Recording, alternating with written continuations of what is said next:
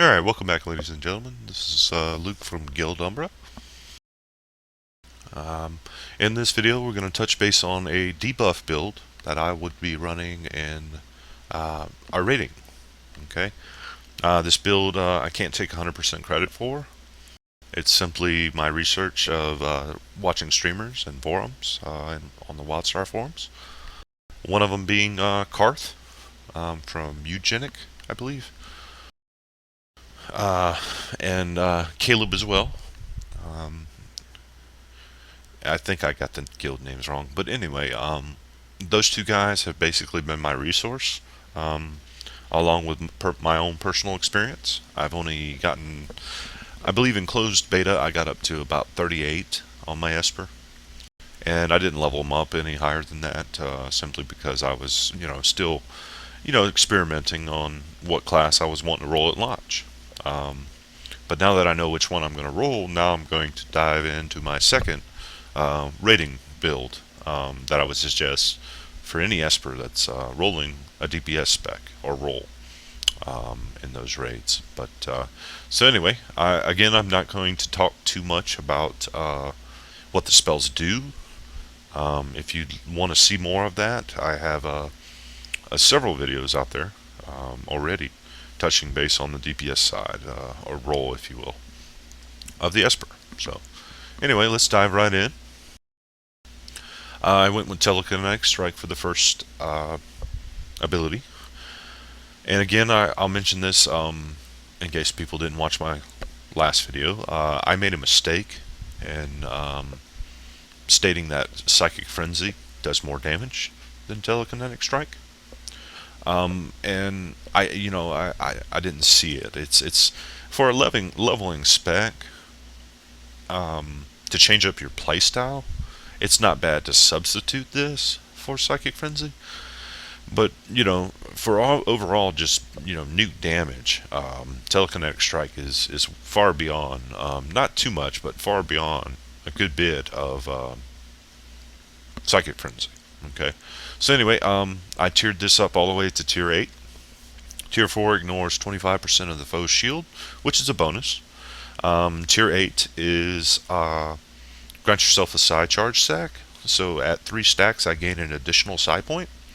So in other words, when I cast my 4th cast of Telekinetic Strike, I get 2 psi points. So pretty sweet. It's also the reason I tier this up is because it does the most damage. It does much more damage, in this case now, than Mind Burst did. Or excuse me, man, I'm stupid. Um, it's right behind whatever finisher you choose to use, which is either Mind Burst or Telekinetic Strike, or Telekinetic Storm. I can't talk. But anyway, so it's important to tier this up, okay, all the way, and it just gives you more damage, which is what you want. The next ability is the one I mispronounced, Telekinetic Storm. Now, Telekinetic Storm is, it's a dot, and it covers an area, so it's great on multiple mobs. But it also, if you look at it, the tier 4, it pierces 10%, 20%, 30%, 40%, 50% armor. Okay? Which, it's not really the reason I tiered up. The real reason I tiered this thing up is because of the tier 8, but the tier 4 is a bonus. And it does do pretty close to the amount of damage that Mind Burst does. Pretty close. But the tier 8 is the reason I took this ability in the first place. And that is to apply, it applies a weaken, which gives a chance for your ticks to reduce the deflect chance on the mob by up to 8%. Okay, max. So again, the reason we take this is to allow our other raiders to be able to hit the boss and do damage. Okay, some of the raiders maybe coming into the raid for the first time may not have the strike through where it needs to be to not have their abilities be deflected. So this helps the whole raid by running this. Okay, so it's important that you keep this up as best you can at all times if you're running this build. The next ability I've already kind of covered, but Concentrated Blades, it's 2 ability charges, and when you use them, it takes some time for the blades to actually hit the target, and when they do hit the target is when you get your psi points. So something to think about, and I didn't mention this in my last video, is let's say you're getting close to your 5-point stack, and you've already popped these. You need to get to 5 as quickly as possible before they hit the foe, so that you can use your finisher and then have 2 more psi points in the bag for your next building. Okay, if that makes sense. So anyway, that's the reason we take Telekinetic Storm and Concentrated Blade. Next one is Haunt. Now, in my leveling build, I talked about it as being important. It is very important that you run this in a raid, okay? Because let's think about it. Let's think about it just for a second. Spell slingers do magic damage.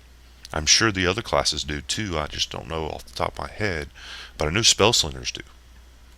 And it debuffs the enemy's magic resistance, allowing you to do more damage and other espers who are in your party to do more damage. So the debuff build is very dependent on the player landing his telegraphs correctly and keeping the debuffs on the targets. Okay. So anyway, I kind of went off on a track. We don't take this for the tier 4. We take it for the magic percent that it debuffs. Okay. So obviously at 50 we won't have enough points to get it to tier 8, but as we get more, we want to tier this 8. Get to this tier 8 as quickly as possible, which would give us 24% magic resistance for 10 seconds. And it's relatively easy to keep up with these debuffs if you run something like R Mastery and that on and set it up. It takes a little time to get it set up so that you can see when this comes off. Okay, and when you need to have it in your priority to get it back on the targets as quickly as possible. Okay. So next ability, Spectral Swarm. I talked about it. You know, it's basically a dot. It's a filler ability that we might use on the move, and that goes for Concentrated Blade. That goes for Bolster as well.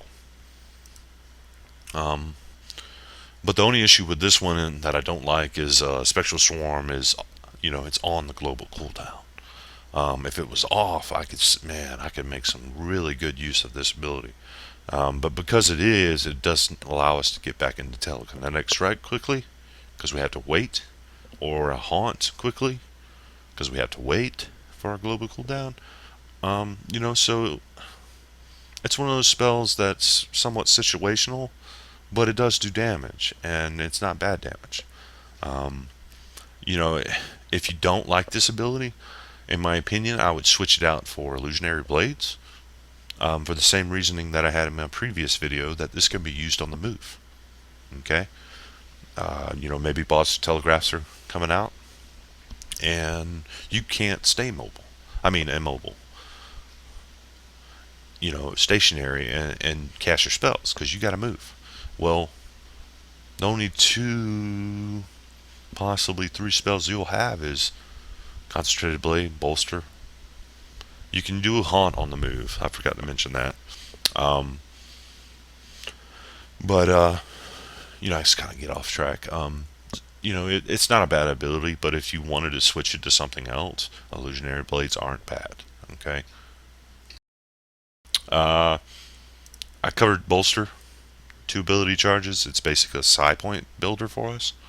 The heal is a bonus, although it's, you know, very minimal in a raid environment.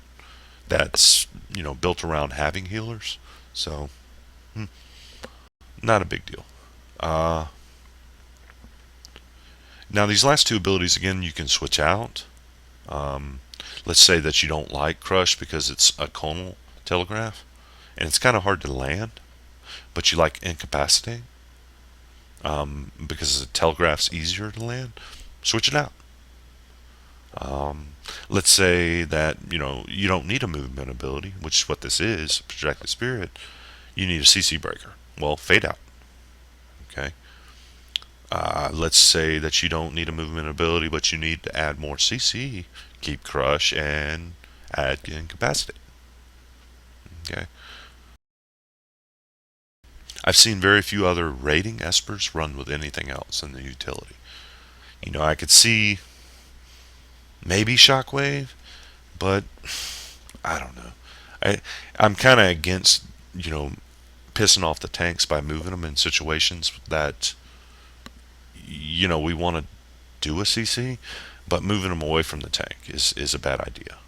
Because in a lot of the raid environments, the tank are, we're dependent on the tank to do their job and to move them in the mobs in the right area or the boss into the right area, so that they can do their job effectively. Okay. So anyway, that covers our debuff build. The amps, I didn't change a thing, so I won't talk about a thing in the amps. Okay, so basically that's the end of the video. I will say this again and reiterate that the difference between this build and the previous build is that if another person is running Haunt, they don't stack. If another person is running Telekinetic Storm, another Esper, then they don't stack. So only one Esper needs to run this build.